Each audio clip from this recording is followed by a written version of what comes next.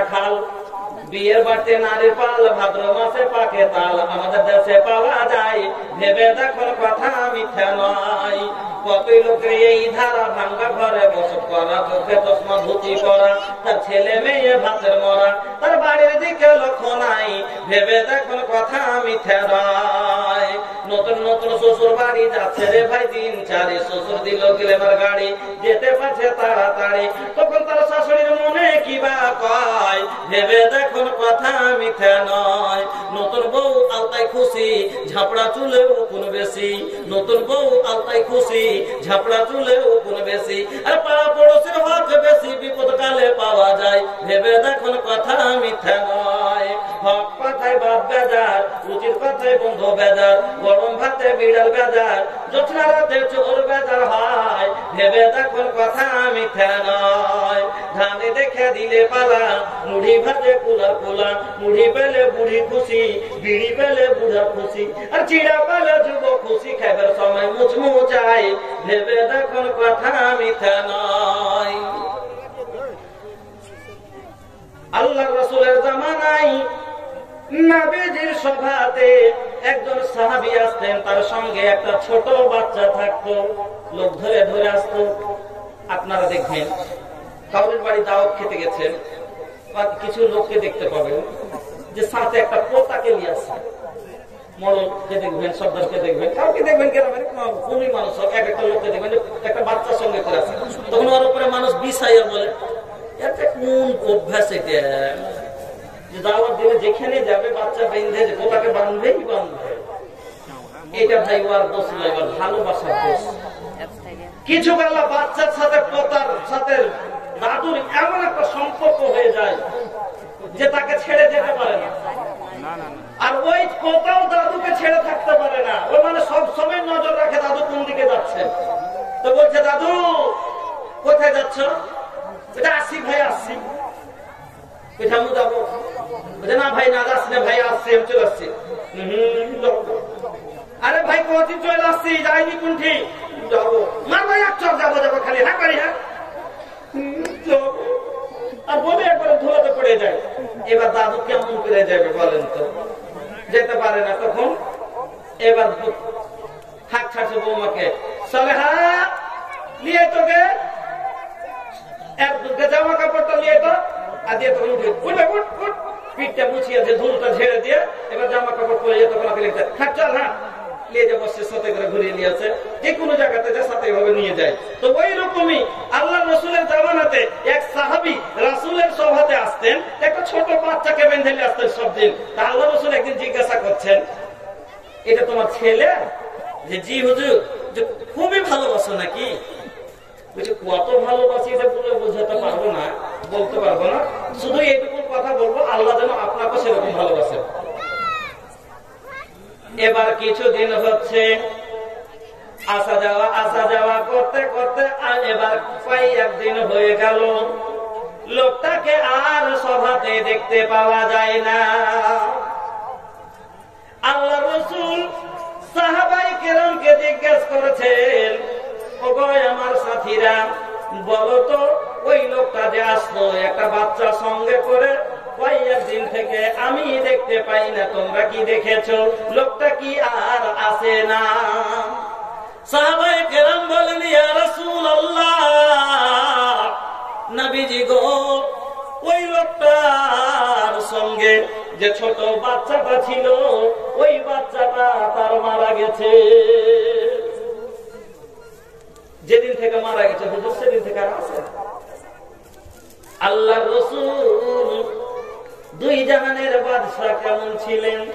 বর্তমান যুগের আমাদের বাদশা আছে, গোটাই গ্রাম যদি শেষ হয়ে যায়, 24 তারিখের রাতে মৌলানার মানিহারি ঘাটে একটা জাহাজ ডুবে গেছে, 18 খান জাহাজ বাতি ট্রাক লোড ছিল, 18 খান 16 চাকিয়া ট্রাক লোড ছিল, গিট্টি বোঝ করে জলে ঢুকে গেছে। ওখানে 90 ফুট জল আছে, দুটো মাত্র উঠেছে, কালকে দেখালো দুটো উঠেছে, মানে উঠেছে কেরান দিয়ে।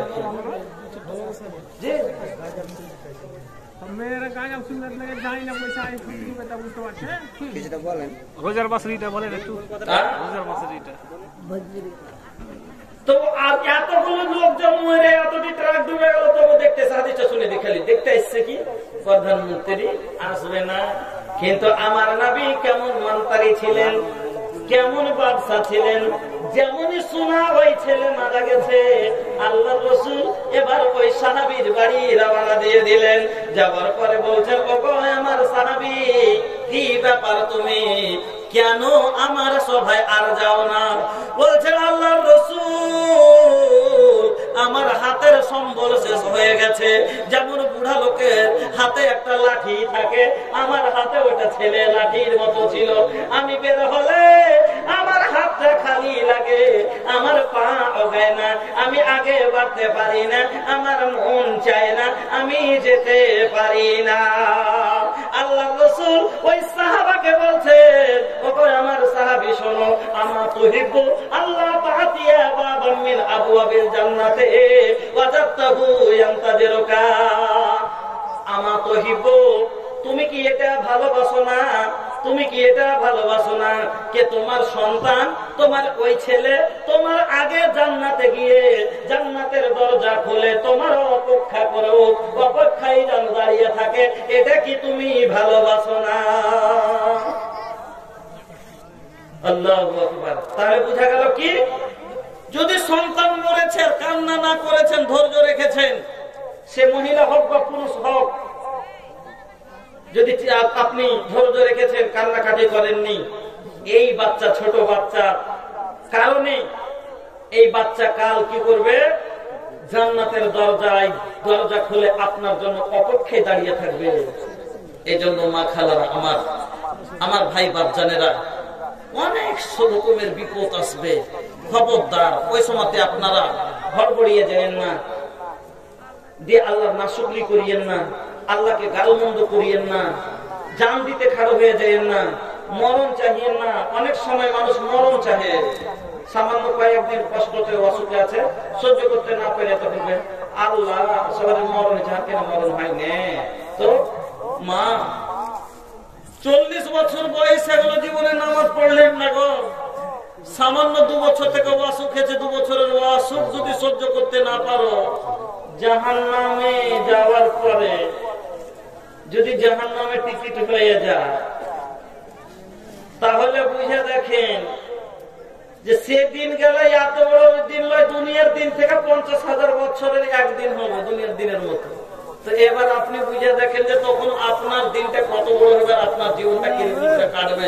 সে জাহান্নামের আযাব সহ্য করতে পারবেন, সে কষ্ট সহ্য করে জীবন কাটতে পারবেন, তার ফিকির করেন। সামান্য দুনিয়ার কষ্টতে এক টুকিতে আপনারা কান্নাকাটি করতে শুরু করে দেন। আর এই জন্য আমি একটা কথা বলেছি যে মহিলাদের 2টি গুণ বকরির মতন। মহিলাকে বুঝ দিল কেন বলে জানা? বুঝ মানে বকরি, আর দিল মানে দিল। বকরির দিলটা খুব ছোট, বকরির জিটা খুব ছোট। আষাঢ় মাসে দেখবেন যে যখন আষাঢ়ে জল হয়, গরু মহিষ মাঠে থাকে, চিৎকার করে না, কিন্তু বকরির গায়ে 3 ফোঁটা জল পড়লে একবার ছিঁড়িয়ে চলে যায়। ফোঁটা ছিঁড়ে আসে না, ভেঙ্গে আসে, নাহলে দড়ি ছিঁড়ে আসে। ওই রকমই পুরুষের উপরে অনেক বিপদ আছে, কিন্তু মুখ গুঁজে সহ্য করে নেয়। কিন্তু মহিলার উপরে সামান্য একটু বিপদ আসতে গেলে একবারে চিৎকার শুরু করে দেয়, কান্নাকাটি শুরু করে দেয়। আর একটা কি, যে বকরিকে যদি কতই পেট ভরে খাওয়ান, আর বাড়িতে যদি একটা লোক লোকে গাছ লাগিয়ে খাওয়ান, আর কতই ওকে মানা করেন, ও ওকে ছাড়বে না, সুযোগ পেলে ওকে খেয়ে নেবে। ওই রকমই সারা জীবন যদি মহিলাকে সুখে ডুবিয়ে রাখেন, একদিন যদি আপনার কোনো কমি পেয়ে যায়, আপনাকে কিন্তু ওই ডোকা মুড়ার মতন মুড়িয়ে দিবে। হ্যাঁ, তো বন্ধুরা আমার মা খালারা, অনেক রকমের আজমাইশ জীবনে আসবে। সাহাবায়ে কেরাম, নবীর আজমাইশ আছে, ইমানের পরিবর্তন